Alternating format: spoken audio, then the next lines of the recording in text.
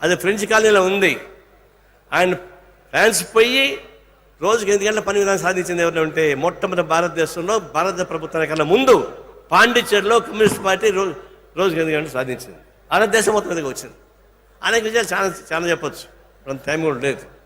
ఇప్పుడు చెప్పగలిగింది ఒకటే, 2 రాష్ట్రాల సమస్యలు వస్తూ ఉన్నాయి. ఏ సమస్య వస్తున్నాయి? నీటి సమస్య వస్తూ ఉన్నాయి. పోట్లాడుకుంటున్నారు.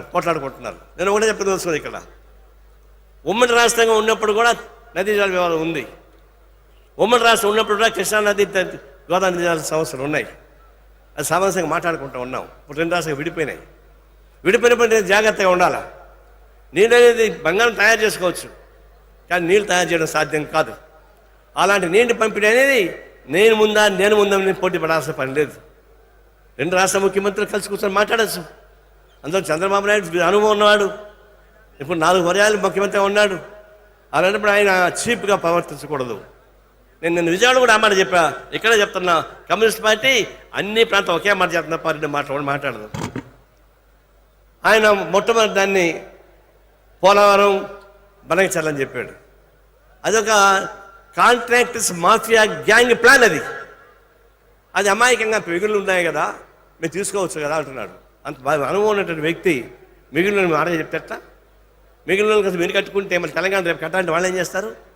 మరి హక్కులు వచ్చేసి అని చెప్తారు కదా. అనుభవం మాకు ఉంది కాబట్టి మాకు నీళ్ళు ఎక్కువ కావాలన్నప్పుడు తెలంగాణకు రావు.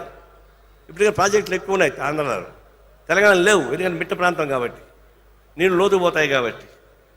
న్యాయం అయింది ఏంటంటే మిగులు జిల్లాలో పంపిణీ చేసుకుందని చెప్పేసి ప్రతిపాదన పెట్టారు. అది కరెక్టే. మిగులు జిల్లాల గురించి మాట్లాడండి. అది వాదోపాదాలతో కుదరదు, స్టేట్మెంట్తో కుదరదు, తర్వాత పవర్ పాయింట్స్తో కుదరదు. మాట్లాడకుండా అని చెప్తా ఉన్నాం. కోర్టుకు పోయారు.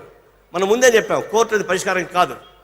2 రాష్ట్ర ప్రభుత్వాలు కూర్చొని మాట్లాడుకోకుండా ఏ న్యాయ వ్యవస్థ పరిష్కారం చేయదని చెప్పేసి ఛాలెంజ్ చేస్తున్నాం. ఎప్పుడైనా మాట్లాడుకోండి, పరిష్కారం చేసుకోండి.